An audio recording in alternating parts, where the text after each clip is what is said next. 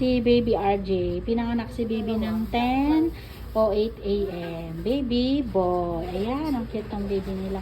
Mga initial vaccine ibibigay na rin namin sa baby mo, ha? Kay Papi, vitamin K, tapos yung eye ointment sa mata, and BCG. Bibigyan ka na lang din nila ng baby book, ma'am, ha?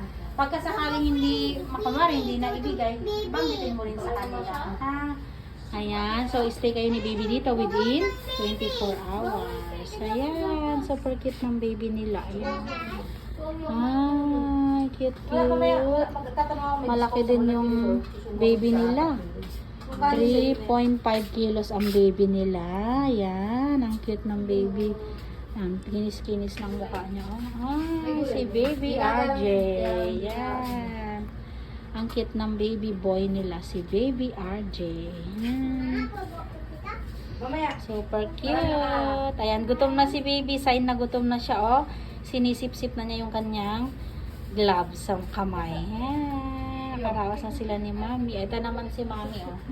Ate, okay ka lang? Karaos na. Ay, iting tagumpay na si ate, nakaraos na. Huwag mo na tatayo, ha? 8 oras na walang tayo. Pag naihi, sa diaper lang muna, ha? Pwede kang tumagilid, gumalaw, wag lang pong tatayo, no? Pag pakainin ka ni mami, ano ka lang, susubuan. Kasi, mamaya bigla kang mahilo, no? Obserbahan mo rin yung sarili mo pag malakas yung dugo, tuloy-tuloy, nahihilo ka, sumasakit yung batok na blur, panlalabo, paningin, lahat yan magsasabi ka o nilalagnat, ha? Kasi mag-i-stay ka dito, ma'am, 24 hours kasama si baby. Kasi, kailangan observation bago po kayo umuwi, no? Dahil, normal kang nanganak. So, observation talaga, 24 hours. Yan, ha? Ayan, congrats, ate. Thank you. Thank you din. Nakaraos ka ng mabilis, no? Thank you kay Lord kasi gabay yung binigay niya sa'yo, no?